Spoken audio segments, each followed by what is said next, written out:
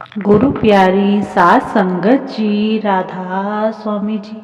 संगत जी, आज हम आपको जो साखी सुनाने जा रहे हैं वह एक सेवादारनी की सच्ची साखी है। कृपया इसे अंत तक अवश्य सुने जी। एक बार एक सेवादारनी थी। उन्होंने बड़े महाराज चरण सिंह जी से नामदान ले रखा था। वह सेवा और सिमरन मन लगाकर करती थी। वह कहती थी कि सेवा और सिमरन यह पक्षी के दो पंख हैं। अगर सेवा है और सिमरन नहीं तो एक पंख से कोई पक्षी कैसे उड़ सकता है। वैसे ही अगर सिमरन है और सेवा नहीं तो भी बंदा बेकार है। माँ जी कहती थी कि हमें बाबा जी की सेवा सिमरन दोनों को साथ साथ करना है और मन लगाकर करना चाहिए।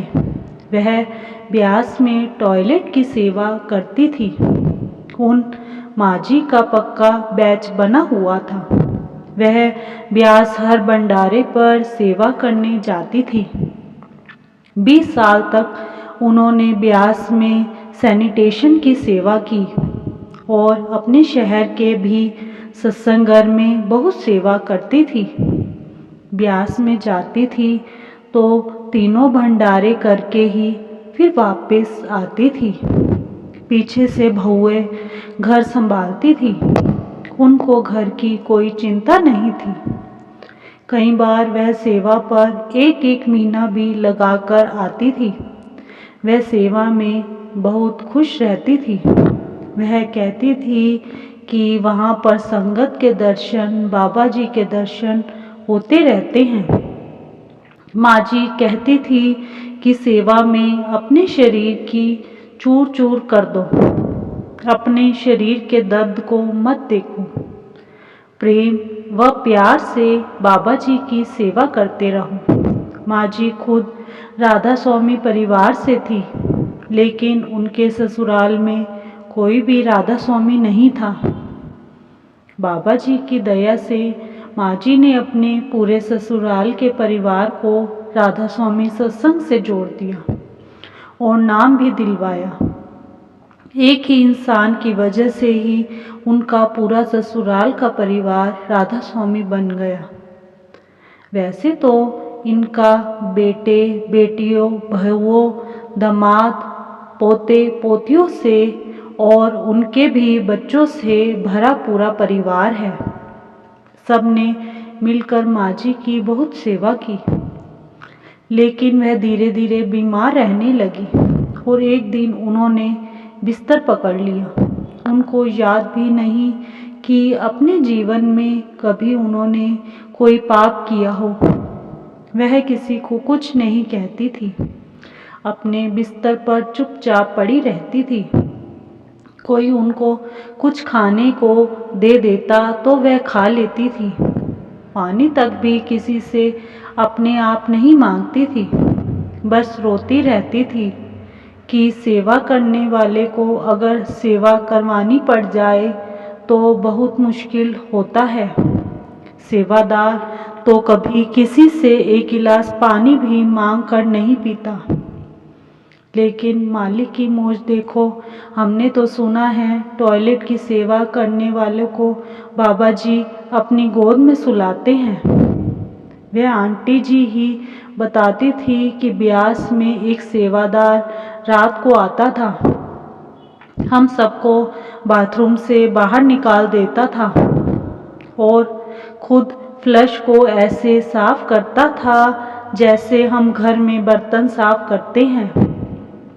जब हमने उससे पूछा, वीर जी यह आप क्या करते हैं, यह तो हमारी सेवा है, आप क्यों ले लेते हैं, तो वह बोले, जब मैं यहाँ सफाई करके जाता हूँ तो पूरी रात मैं सतगुरु के साथ होता हूँ, उनकी गोद में होता हूँ।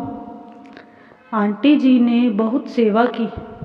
गुरु घर में, परिवार में, बुजुर्गों की सुख दुख में रिश्तेदारों की, लेकिन अपने पिछले कर्मों का हिसाब तो सबको इसी जन्म में देना ही पड़ता है, क्योंकि इसके बाद शायद फिर जन्म मरण के बंधन से छूट जाए।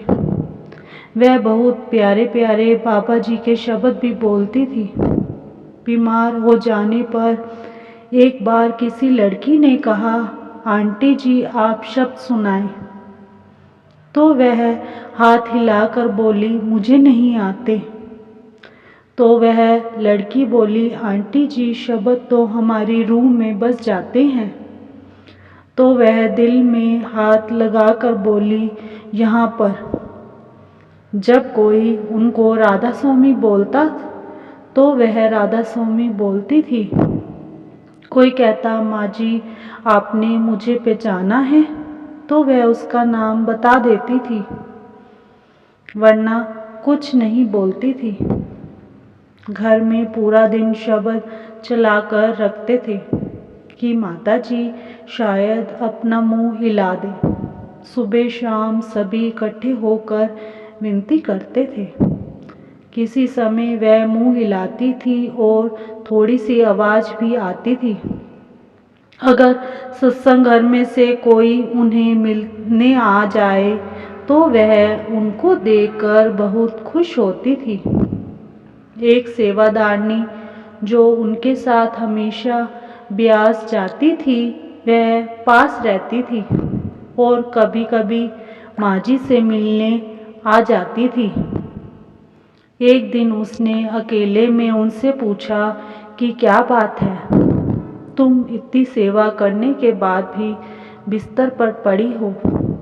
तब उन्होंने उसे बताया कि जब मैं छोटी थी तालाब पर अपनी माँ के साथ कपड़े धोने जाती थी, तो वहाँ पर मेंढक घूम रहे होते थे। मैं उन मेंढकों को ईंट से मार देती थी। यह शायद उसी का फल है जो मुझे मिल रहा है। जब तक उसका हिसाब पूरा नहीं होगा बाबा जी मुझे लेने नहीं आएंगे, क्योंकि मेरी वजह से कई मेंढक चल भी नहीं पाते थे, कई मर जाते थे। उन सबका लेखा जोखा यहीं देना पड़ेगा।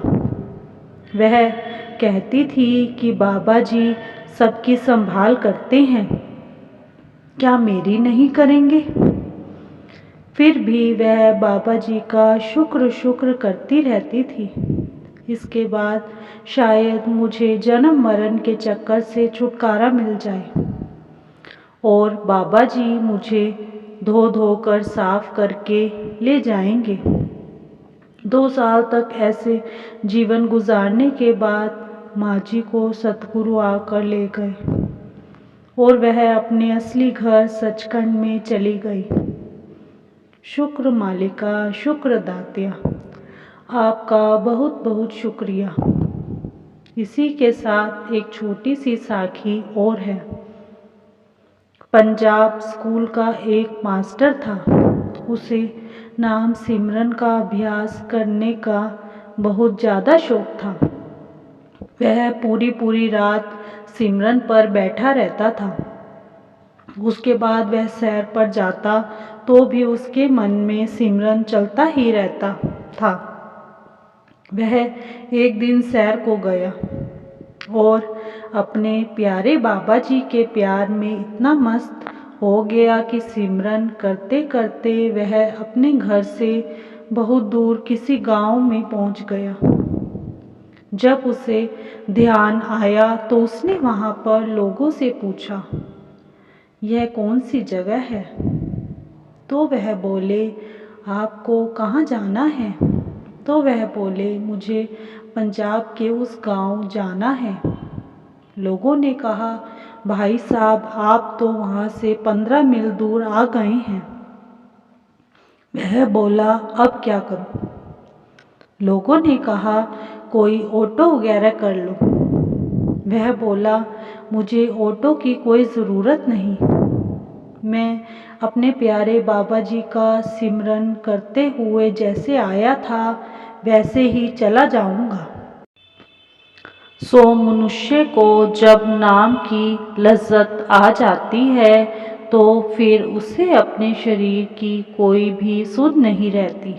सेवा करने में, सिमरन करने में अपने शरीर के दर्द को मत देखो। उस कुल मालिक का शुक्र शुक्र करते हुए मन लगाकर सेवा करो।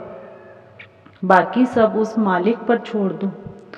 जो करना है बाबा जी ने करना है।